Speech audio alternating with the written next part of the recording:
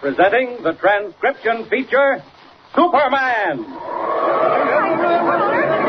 Up in the sky! Look! It's a bird! It's a plane! It's Superman!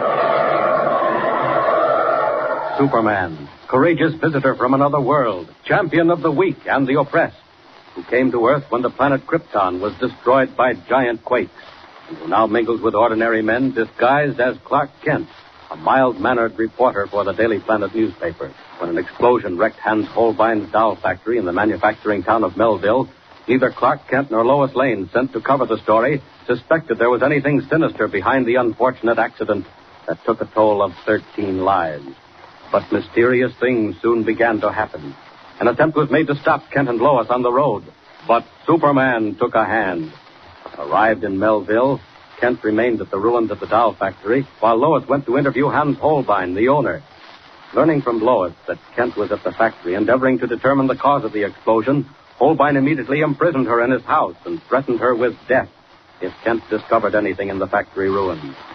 Leaving Lois bound and gagged in a closet, Holbein hurried to the factory, where Kent, as Superman, has already burrowed deep down into the pile of bricks, searching for evidence. Listen, Joe. Where are you, Joe? Right here, Mr. Holbin. What's up? Keep that light out. Where's the reporter, Kent? Reporter? I ain't seen no reporter. Well, he's here snooping around. You didn't see him? Say, wait a minute. I thought that guy was him. Who are you talking about? The guy came up the street about 10 minutes ago, and he looked like the same guy I stopped on the road, that reporter. But he said he was a necktie salesman. No, you fool. It was Clark Kent. Where'd he go? I told him to beat it, and he did. You sure? Positive. I seen him turn the corner. What's that noise? Noise? I don't hear no noise. Keep that light out. Now, listen. You hear it? Yeah. Now I hear it. Maybe it's rats. Give me that flashlight. Follow me quietly. You think it's that reporter, Mr. Holbein? I got my gun in case. Quiet, you fool. Don't move. Now, do you think it's rats? No. That ain't rats. It must be him. Kent, on the other side of that pile of bricks. I'll fix him, Mr. Holbein. One slug from this 38. No. There are other ways, better ways to use a gun. Is stupid. Back to the street quickly. Here, the shadows. Now, listen to me. We must work fast. I'm listening. That wall. The one that's still standing. It has a crack in it, hasn't it? Yeah, big crack. The fire inspector said it'll have to be torn down in the morning before it topples over. It'll topple over tonight. An accident. What? I don't get you. The wind could make it fall. And would it be our responsibility if that reporter, Kent, was underneath it when it fell? But the wind ain't strong enough to topple it. Then we'll help the wind with a small amount of dynamite. Have a stick placed in the crack. That'll make the wall topple, no? Sure. We can muffle it so nobody will hear the charge go off. You're a smart boy, Joe. Sometimes. Now, there's one more thing. That girl, Miss Lane. She could be snooping around the factory, too, when the wall topples. Sure she could. All right. Take my car and go for her. She's locked in the hall closet, tied up. Here are the keys. Now, hurry. But don't let anyone see you. I'll wait on the corner. Okay. I'll be back before you know it. Oh, this is dusty work. I'm near the basement now. It would have been much easier to plow right through these bricks, but I had to be careful that watchman or whatever he is didn't hear me. Now to get these beams out of the way. There. That does it. All clear. What's this? Oh, the boiler, eh? The one that was supposed to have blown up. Didn't blow up at all. Evidently something else was responsible for that explosion. Something Holbein would like to keep undercover. Well, it won't be undercover very long, not if I have anything to do with it. Here, this looks like something. Broken packing case. Well, I'll rip some of these boards off. Case of dolls. Most of them are crushed. This is a pretty one. Blonde hair and a blue dress. Too bad the body's cracked, or I'd save it for Lois. Hold on. Something queer about this doll. What's that inside the body? That's a metal cylinder. Wait a minute. They all have metal cylinders.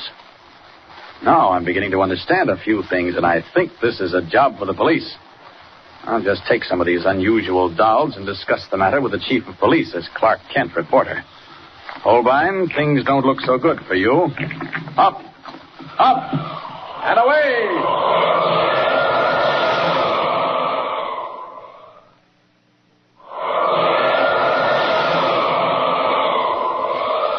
Red cape streaming in the night wind, Superman wings through the darkness, convinced he has stumbled on an important clue to the mysterious explosion in the doll factory. 5 minutes later, as Clark Kent, Daily Planet reporter, he is talking with the local chief of police in the latter's office. As I said, Mr. Kent, there's not much we know about Holbin, except that he rented the factory a year ago, set up machinery, and began making dolls. Harmless enough business, if you ask me. Harmless enough on the surface. What do you mean by that? Here, Chief. Look at these dolls. Yeah? Let me open one. There. See what's in it? Yes. Powder. Grayish black powder. Looks like pepper. But I can assure you it isn't. Here, we'll just pour a few grains into this ashtray. Kent, it may be dangerous. Don't worry, Chief. Now we'll touch the flame to the few grains of black powder in the ashtray. Kent, be careful. Kent, are you all right? I'm all right. Chief, there's enough of this powder in each of these metal cylinders to blow a battleship apart. What? It's the most powerful explosive I've ever seen. And Holbein was packing it inside dolls. But why, Kent? Why? That's what we have to find out immediately. At least we know what caused the factory explosion.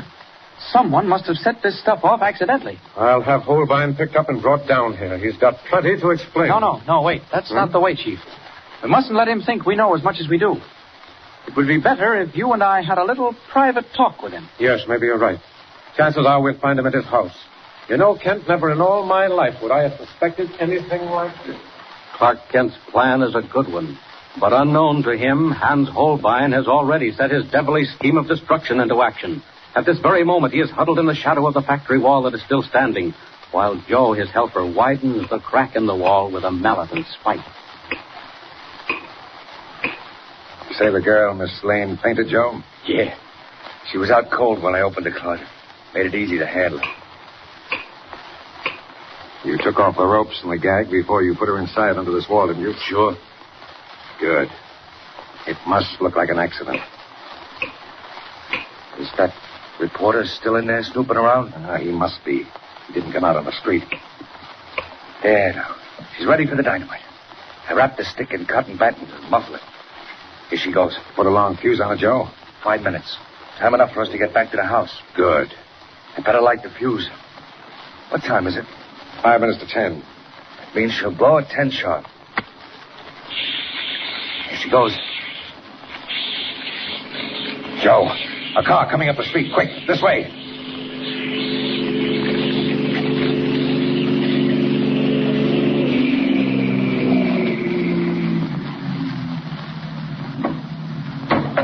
Well, if Holbein isn't here at the factory, Chief, we can question his watchman. He's the same fellow who tried to keep Miss Lane and myself from entering Melville. I can't understand Holbein's not being home, Kent. Particularly since you say Miss Lane went up to interview him. Oh, that's what worries me. Her car was parked in front of Holbein's house, but the place was empty. We searched every room after we climbed in that open window. Well, don't worry. Let's look around here. Hello? Anybody here? No answer. Let me have your flashlight. I know the way over these bricks. Where's that watchman you were talking about? Oh, I don't know. He seems to have vanished. I don't like this. What do you mean? Well, Holbein gone, Miss Lane gone, and the watchman gone. We'll find them all. Chief, wait a minute. What is it? Do you hear something? A faint sputtering? No. No, I don't. Where's it coming from? Over there. Well, that's a blank wall. The only one left standing. Fire department condemned it. They're going to tear it down in the morning. You still hear that sputtering? Yes, faintly. You didn't leave your car running, did you? I can't remember. Chances are I did. Say, you've got good hearing if you can catch that motor idling. It's pretty quiet. No, it's not a motor. It's a sputtering, a hissing. I'm going over and investigate it. What's that? Town hall clock. What time is it? Must be 10 o'clock. Chief, what's that over there? Looks like a woman's shoe. It is a woman's shoe. One of Lois Lane's shoes. Chief, Lois is somewhere around here. Maybe behind that wall. She's in danger. 10 o'clock, and the fuse is burned down to its last fraction of an inch. Only a few seconds left for Superman to snatch Lois from disaster. What happens in these fleeting moments? Tune in next time and follow the thrilling story of Superman.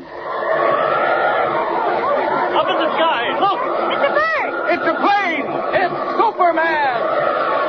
Superman is a copyrighted feature appearing in Action Comics magazine.